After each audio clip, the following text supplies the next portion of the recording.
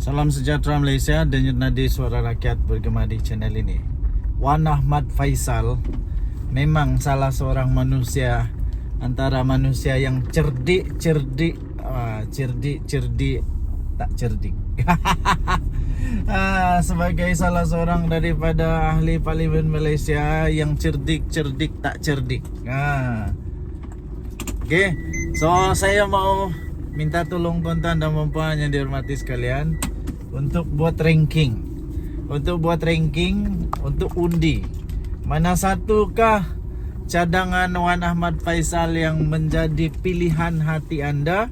Cadangan paling lucu. Cadangan paling lucu. Okey, dia ada 3 cadangan tau setakat ini. Cadangan dia yang pertama, dia kata apa? Dia kata cetak wang untuk selamatkan ekonomi. Cadangan daripada Wan Ahmad Faisal ini bukan saja dilihat sebagai satu yang lucu, lawak, tidak masuk akal oleh pakar-pakar ekonomi, malah mereka melabel Wan Ahmad Faisal sebagai manusia MP paling tidak faham apa yang dia cakap. Dia paling tidak faham apa yang dia cakap pun dia tidak tahu. Macam mana cetak wang boleh selamatkan ekonomi? Itu cadangan pertama. Cadangan kedua dia, surat layang sebagai bukti di parlimen. Ini paling seronok lah. Ini memang ramai yang akan seronok dengan cadangan ini, saya fikir. Ramai yang akan seronok dengan cadangan ini. Kenapa tidak seronok dia? Selepas ini kalaulah cadangan ini dipakai, banyaklah orang boleh buat suka-suka hati dekat parlimen. Yang penting dia boleh buat surat layang. Dia cipta surat layang kah? Ndak kira lah betul kata dia itu surat layang. Yang penting ada surat layang.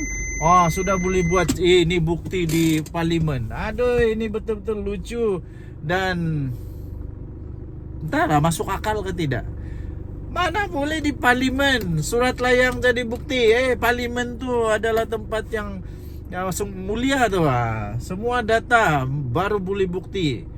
Ini surat layang tiba-tiba boleh jadi bukti. Memang amat pelik bin ajaib. Pelik bin ajaib. Nah, cadangan dia yang ketiga, yang paling terbaru, saya pikir inilah cadangan paling tolol dia pernah buat. Minta maaf lah cakap itu. Minta maaf saya cakap itu, sebab memang tolol punya cadangan lah. Pada pendapat saya cadangan ini langsung tidak boleh dipakai. Dia kata tukarkan persijilan halal itu, persijilan halal, tukarkan daripada JAKIM kepada MITI.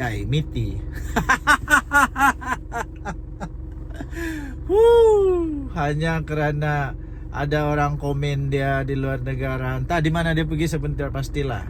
Ada orang komen dia bilang susah mau dapat syarat-syarat mau dapat untuk persijilan halal di Malaysia susah. Tiba-tiba dia bilang tukarkan kepada MITI. Aduh. Apa kena mengena MITI dengan persijilan halal? Alamak, Wan Ahmad Faisal, apa jadi dengan kamu ni? Kamu semakin terlampau main politik sampai apapun kamu tidak boleh fikir lagi. Satu benda pun tidak boleh fikir lagi. Yang penting boleh tunggang-tunggang saja. Entahlah. Lepas ni hadiah wang Tuan Ibrahim Tuan Man. Apa pendapat kamu? Betul kamu tukar JAKIM punya tugas itu kepada MITI? Kalau tiba-tiba dorang sukung ini, tak tahulah apa jadi dengan Malaysia. Tapi tak apalah, itu hak kamu lah kan. Itu hak kamu, agama kamu, kepercayaan kamu. Saya okey saja. Okey. So tinggalkan komen anda, mana satu pilihan hati, mana satu yang kamu suka dia punya cadangan.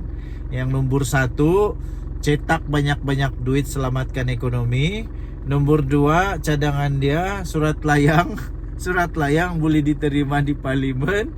Dan atau nombor 3 iaitu tukarkan kuasa persijilan halal itu daripada JAKIM kepada MITI. Tinggalkan komen anda. untuk mendapatkan berita lengkap tentang laporan ini ada di Harapan Daily. Harapan Daily saya baca dan saya ulas. Kamu boleh pergi ke Harapan Daily cadangan. Nah, kamu boleh nampak lah itu 3 cadangan yang memang daripada Wan Ahmad Faisal yang memang pelik bin ajaib. Okey, tinggalkan komen anda dan Nadi Suara Rakyat. Bergema di channel ini, kita jumpa lagi. Selamat pagi Malaysia. Bye bye. Salam sejahtera Malaysia. Selamat tengah hari tuan-tuan dan puan. Ramai yang mau tahu apa perkembangan terkini untuk isu rasuah bekas Perdana Menteri Datuk Seri Ismail Sabri Yaakob. Okey, kronologinya kita sudah tahu. Dia sentiasa selalu kena panggil oleh SPRM.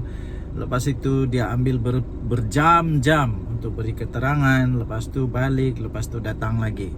Okey, akhirnya ada satu lagi perkembangan terkini untuk isu rasuah Datuk Seri Ismail Sabri Yaakob bekas Perdana Menteri Malaysia. Hari ini 7 Mei tahun 2025, bekas Perdana Menteri Datuk Seri Ismail Sabri Yaakob meninggalkan bangunan Suruhanjaya Pencegahan Rasuah Malaysia SPRM kira-kira jam 5 petang. Oh, ni kemarin. Selepas 6 jam disiasat. Sekali lagi dia disiasat lagi 6 jam. Jadi ini maksudnya antara penyiasatan, pengambilan maklumat ataupun kenyataan yang antara paling panjang lah. Beliau tiba di Ibu Pejabat Suruhanjaya itu kira-kira jam 11 pagi kemarin.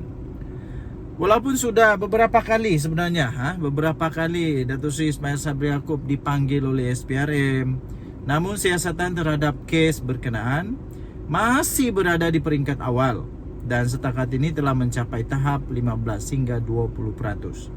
SPRM menjalankan siasatan berhubung kes rasuah dan pengubahan wang haram yang dikaitkan dengan Datuk Seri Ismail Sabri Yaakob. Ahli Parlimen Beras itu disiasat antara lain membabitkan perbelanjaan serta perolehan dana untuk promosi dan publicity program Keluarga Malaysia, program Keluarga Malaysia sepanjang tempoh pentadbirannya sebagai Perdana Menteri dari Ogos 2021 hingga November 2022. Jadi tuan-tuan dan puan yang dihormati sekalian, perkembangan terbaru ini menyaksikan sekali lagi beliau Datuk Seri Ismail Sabri Yaakob, iaitu bekas Perdana Menteri Malaysia, sekali lagi dipanggil lagi oleh SPRM. Menjadi persoalan ialah sampai bila baru ada keputusan, sampai bila barulah ada perkembangan sama ada Peguam Negara bahagian Jabatan Peguam Negara akan mengambil tindakan mendakwa ataupun akhirnya didapati tidak ada apa-apa kes dan dilepaskan. Paling menarik ialah perkara ini berlaku pada ketika Datuk Seri Anwar Ibrahim Perdana Menteri, yang saya fikir sangat bagus berlaku pada ketika ini. Kerana Datuk Seri Anwar Ibrahim Perdana Menteri Malaysia, polisi kerajaan yang ditadbir diketuai oleh beliau, polisinya ialah tidak mengganggu mana-mana perjalanan mahkamah atau keputusan mahkamah. Jadi baguslah, bagus sebab kita yakin perjalanan perbicaraan ini akan berlangsung dengan baik. Datuk Seri Ismail Sabri Yaakob akan mendapat pembelaan yang sebaik mungkin dan dia pun akan dapat keputusan yang baiklah. Jadi adil.